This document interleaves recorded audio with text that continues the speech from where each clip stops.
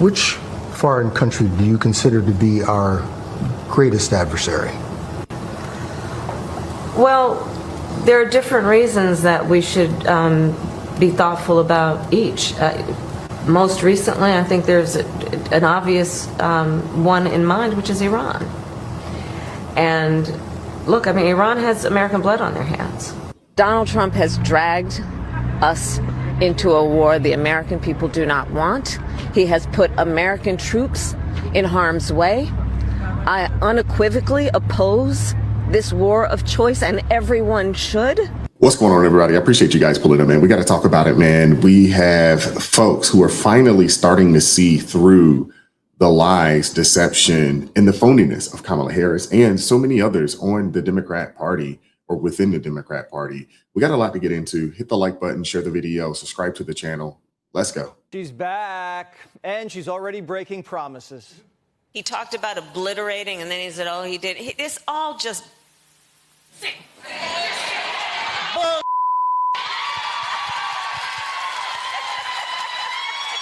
This is one of the fakest politicians out there. You made me do that. I promised I'm not going to curse in public anymore. We're in a room amongst friends. You made me do that. Kamala saw her poll numbers climbing. She might actually have a shot. So she dusted off her electric school bus and told the class vacation's over. And when you look at what is happening in our country in terms of our psyche right now, we got some work to do, and it's going to be the work of all of us, by the way. I know it's the work of the people in this room.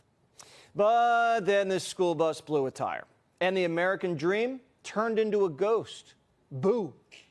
For far too many people in our country, the American dream is not real.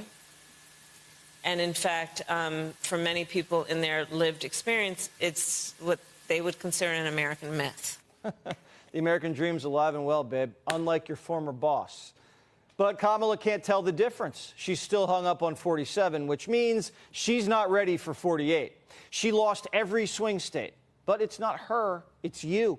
She says, y'all better get right, go to church, and move those hips like Hakeem.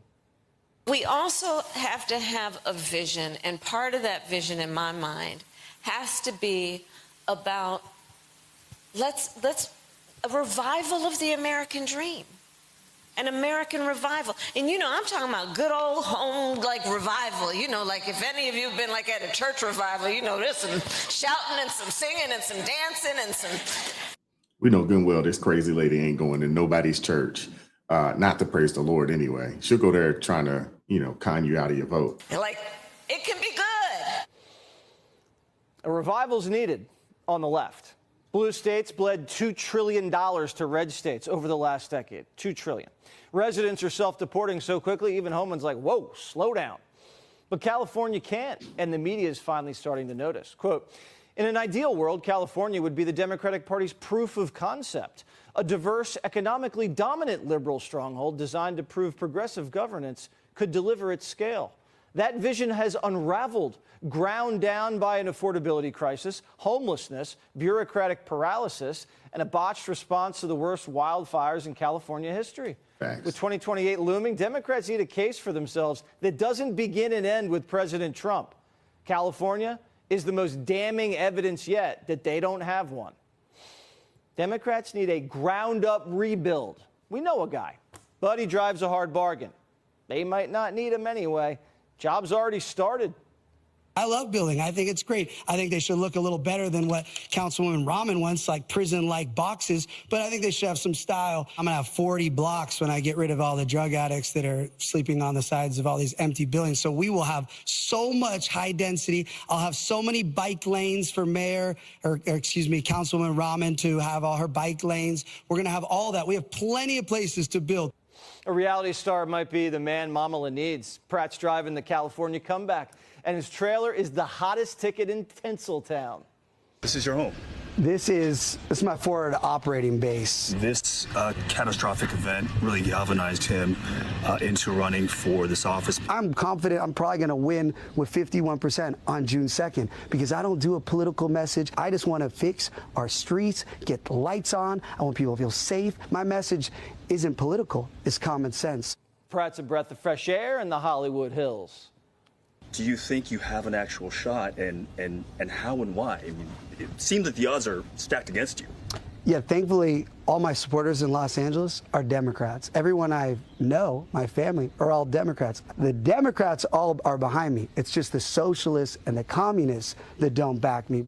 He might not have all the experience, but he's got hope. And we all know how far hope can go. I mean, look at Obama. He was a community organizer. I've won 2 community advocate awards for mine. Nobody thought, why can Obama become a senator? And then the president. He had no experience running the whole entire country, which is way bigger than LA. So when people have passion and they care and they have common sense and they have humility to know, I don't know everything, but what I do know is all these very smart, successful people in Los Angeles want to get around me, get behind me. Yeah. All you need is common sense. The average politician, especially on the liberal side of things, they look at, hey, how is this going to make me look? They don't actually think things through from a common sense perspective. And if they just operated and just use a little bit of common sense, yeah, things would get a whole lot better. I've been saying this for quite some time. Do not allow the Democrats to California our America. We don't want it. That's why so many people are leaving. That's why the city of LA looks the way it is. Everywhere that the Democrats rule, they're in trouble. It's in shambles. Let's keep going. After all the work they've done to diminish Donald Trump, and to tell the truth, right now his approval ratings are very low. It's the lowest approval rating he's had nationwide ever. But then you have this lowest approval rating that he's ever had nationwide ever, but the highest approval rating he's ever had in the black community ever. Wow, that's something, isn't it? Why is that working? It is very, very simple. People like me. Yeah, I take credit for it. Because I've been, they talk about the horse whisperer. Yeah, I'm the community whisperer. I go out there and I talk to people everybody else scared to talk to, and people who watch this podcast share my stuff. I've had brothers walk up to me and show me, and while I'm walking, and show my face to me on their cell phones while they're watching me in real time, and thank me for what I'm doing because they said I didn't understand politics until you broke it down to me the way that you did. And let me tell you what I broke down to them. I don't use these words like gender-affirming care. I said they're going to castrate your son and make him a little girl. And these brothers say, what? Oh, man. I pull it up, I show it to them. They're going to cut the breasts off your little girls and call them a little boy. What? Because, see, you say gender-affirming care, people just think you meant, well, he's a boy and you're affirming it. See, Democrats are slick. She's a girl and we're affirming it. No, man.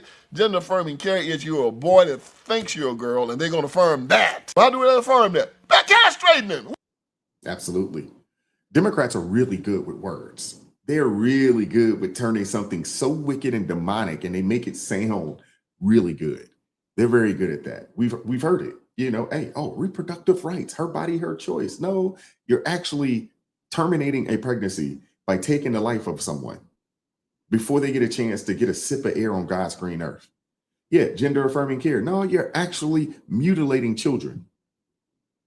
And you're pushing them in a situation that they can't come back from, even if they want to.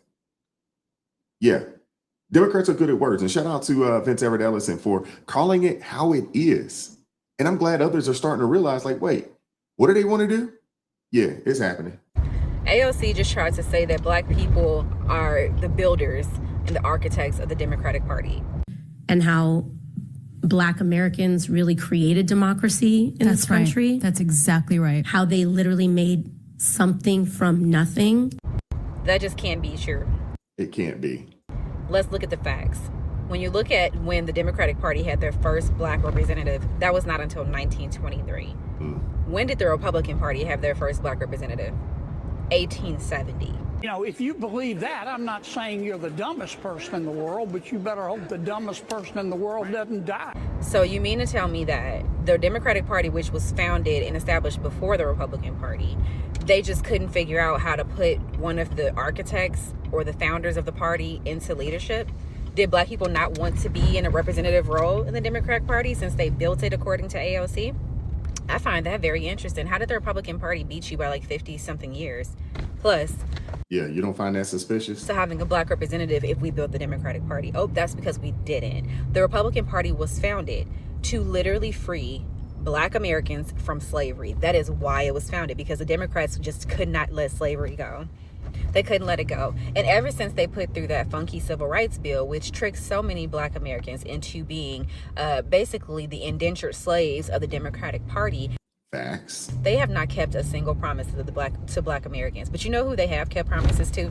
Illegal aliens and immigrants and everybody but black Americans. Everybody but. If home ownership has not gone up and gotten better for black people, but you know who can buy a home quite easily? Illegal aliens. Here in the city, they actually buy homes with I-10s. They don't even have social security numbers. But a black person who might not have great credit, they struggling to buy a home and forced to rent. But an illegal alien with no credit and an I-10 can go buy a home right here in Chicago with an FHA loan.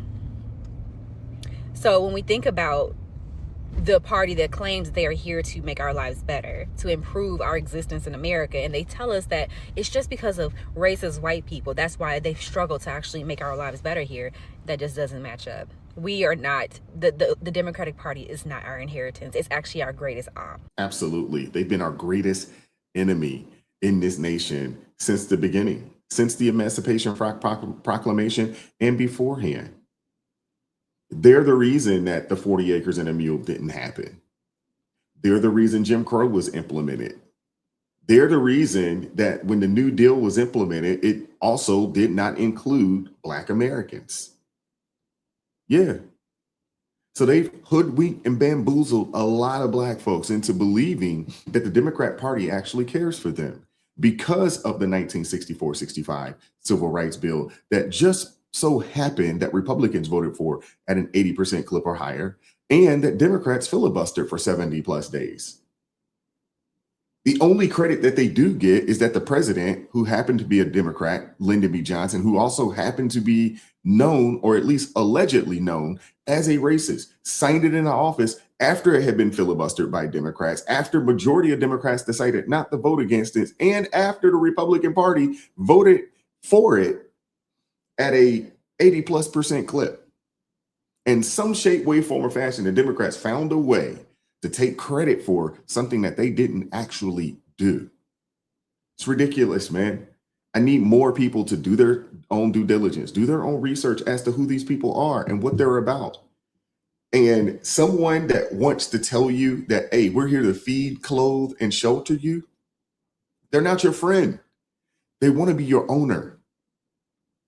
Democrats have been the slave masters, and they want to continue that. The only difference is they don't want to do it with physical change. They want to do it mentally. And to be honest with you, they've been very successful at it for quite some time. I'm trying to come up with the right analogy to describe black Democrat voters, but this is the only thing that I can come up with. Being a black Democrat voter is like being a black single mom going back to her baby daddy. You go back thinking things are going to be different, only for you to get the same results every damn time. And then what happens? You get That's what the Democrat Party does to black people. They make you feel cheap, used. They leave you with a false sense of hope. They leave you hanging. And there's just no surety. You just don't know where you stand. You're thinking that you're gonna get something out of the deal, but you just left empty, high and dry. Being a black Democrat sucks. Hey, Malcolm X said this: you put them first, they put you last. Why would you continue to support a party that continues to do that?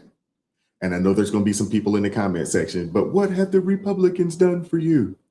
Well, if you look at what President Trump has done as a Republican, and you look at what was implemented during his first administration, there's actually some positives. And to be honest with you, probably the first president that actually did something that you could legitimately say, hey, this was something for black Americans in this country. You could legitimately say that. You had Barack Obama for 8 years, and you can't think of one thing that in one policy He had an opportunity to implement the First Step Act. He didn't want to hear it. Just saying. And then you get these people out here, talking about the Save America Act and how we shouldn't implement it because Black people wouldn't be able to obtain an ID.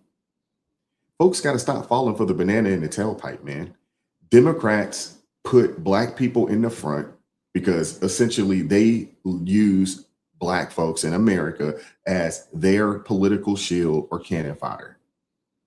And they push every wicked agenda on the backs of this is going to hurt the Black folks.